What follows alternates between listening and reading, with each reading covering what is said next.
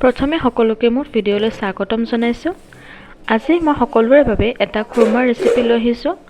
এনেদৰে খুৰমা বনালে একেবাৰে হোটেলৰ নিচিনা হয়। এই ভিডিঅ'টো ষ্টাৰ্ট কৰোঁ আৰু মই ভিডিঅ'টো ষ্টেপ বাই ষ্টেপ সকলোখিনি দেখাই যাম, গতিকে ভিডিঅ'টো স্কিপ নকৰাকৈ চাই যাব। এতিয়া খুৰমাখিনি বনাবৰ বাবে মই চাহ খোৱা কাপৰ জোখেৰে 3 কাপ ময়দা দি দিছোঁ। আপোনালোকে যিমানখিনি খুৰমা বনায় সেই হিচাপত আপোনালোকে ময়দাখিনি দি দিব। মই এতিয়া 3 কাপ দি দিছোঁ আৰু আপোনালোকে ইয়াত এতিয়া 4 চামুচ ৰিফাইন তেল দি দিব। মই আন্দাজ অনুসৰি দি দিছোঁ। 3 কাপত আপোনালোকে 4 চামুচ ৰিফাইন তেল দি দিব আৰু অকণমান বেকিং চ'ডা দি সকলোখিনি ভালদৰে মিক্স কৰি ল'ব। এই ষ্টেপটো আপোনালোকে মিছ নকৰিব, কাৰণ এইখিনি ভালদৰে মিক্স কৰিলেহে আমাৰ খুৰমাখিনি ভালদৰে ক্ৰিস্পি হৈ উঠিব। গতিকে এইখিনি আমি ভালদৰে মিহলি কৰি ল'ম আৰু এনেদৰে মুঠি মাৰি চাম, আৰু যদি মুঠিটো এনেদৰে বান্ধ খাই লৈছে তেতিয়া আমি গম পাম যে ৰিফাইনখিনি ভালদৰে মিক্স হৈ গৈছে। এতিয়া মই ইয়াত কুহুমীয়া পানী অলপ অলপকৈ দি ময়দাখিনি ভালদৰে মঠি ল'ম। আপোনালোকে ৰুটি বনালে যেনেদৰে এটা লাড়ু বনায় ঠিক তেনেদৰে বনালে হ'ল। তাতকৈ বেছি ডাঠো হ'ব নালাগে আৰু তাতকৈ বেছি পাতলো হ'ব নালাগে, ঠিক তেনেদৰে বনালে হ'ল। আৰু ময়দাখিনি মাৰিবৰ বাবে মোক আধা কাপতকৈ অলপ বেছি পানীৰ প্ৰয়োজন হৈছে। আৰু এয়া মোৰ হৈ গ'ল। এতিয়া মই এইখিনিক অকণমান 5 মিনিটৰ কাৰণে ঢাকি থ'ম। তাৰপিছত মই এইখিনিক ডাঙৰ ডাঙৰকৈ 4টা লাড়ু বনাই ভালদৰে বেলি ল'ম। আৰু আমাৰ কাৰণে আমি ৰুটিখন অকণমান ডাঠকৈ বেলি ল'ব লাগিব।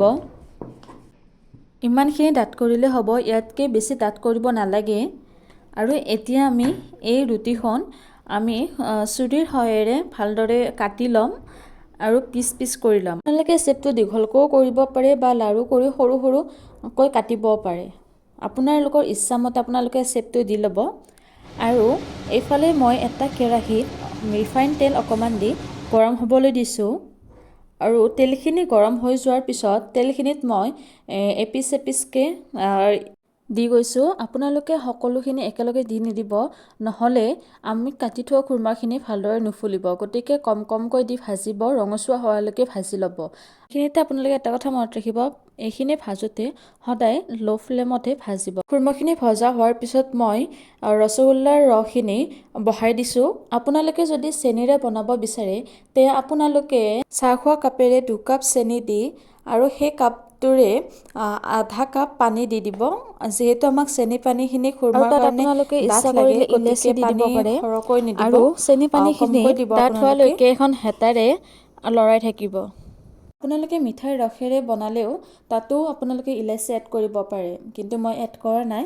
এতিয়া মই কম ফ্লেমতে মিঠাইৰ ৰসখিনি ডাঠ হ'বলৈ দিম।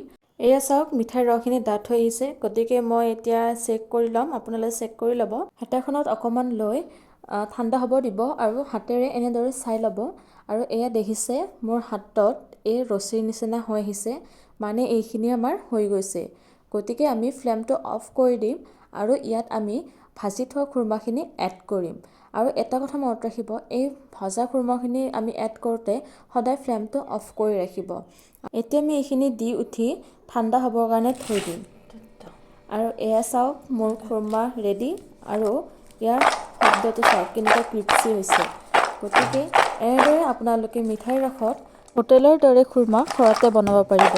যদি ভিডিঅ'টো ভাল পালে জনাব। আজিলৈ আহিছোঁ, বাই বাই।